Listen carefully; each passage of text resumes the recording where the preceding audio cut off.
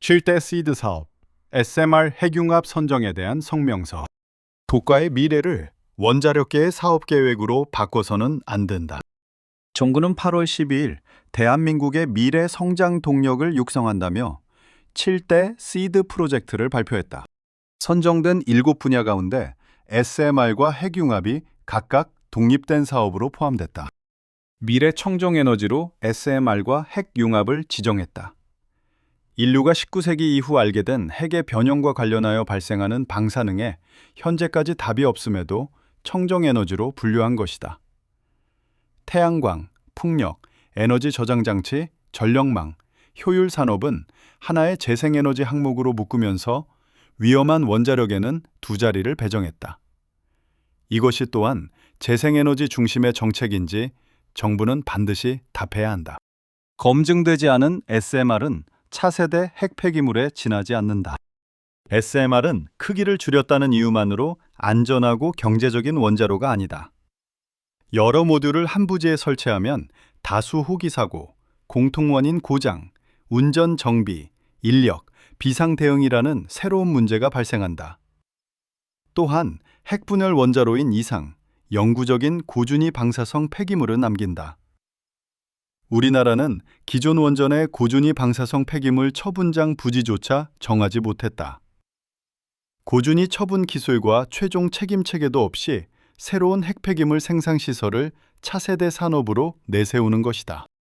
그런데도 정부는 경수형 SMR을 2035년에 상용화하고 비경수형 SMR은 2030년대에 건설하겠다고 발표했다. 상세 설계와 실증, 안전성, 경제성 검증도 끝나지 않은 기술의 상용화 일정부터 확정했다. 실증을 뛰어넘어 상용화로 직행하는 원자력 정책은 세계 어디에도 유례가 없다.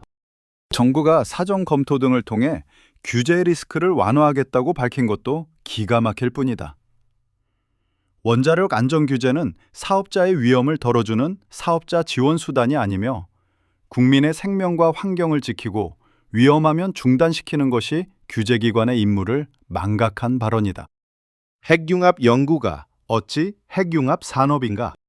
정부는 2035년까지 혁신 핵융합로를 건설하고 2030년대 말 전력을 생산해 2040년대 상용 전력을 공급하겠다고 한다.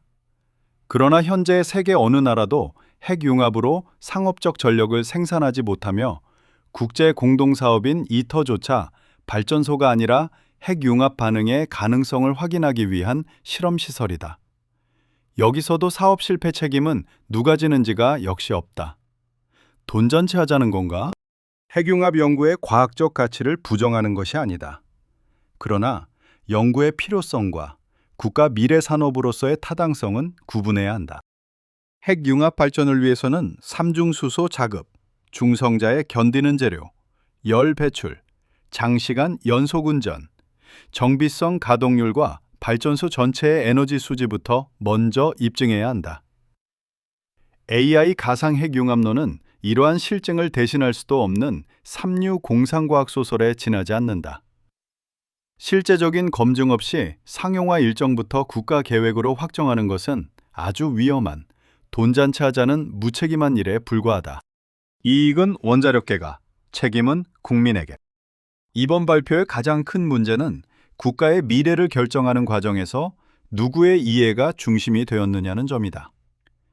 원전 사고 시 방사능을 뒤집어 쓰는 시민들 외에 대체 누가 책임지는가? SMR과 핵융합을 연구하는 기관, 기업, 학계는 연구비가 늘수록 이익이다. 그런데 이들 목소리는 크게 반영되었지만 나중에 책임을 짊어질 시민사회와 안전, 중대사고, 경제성, 폐기물, 비상대응, 재정, 기회비용을 검토할 독립적인 전문가는 사실상 의사결정 과정에 보이지 않는다.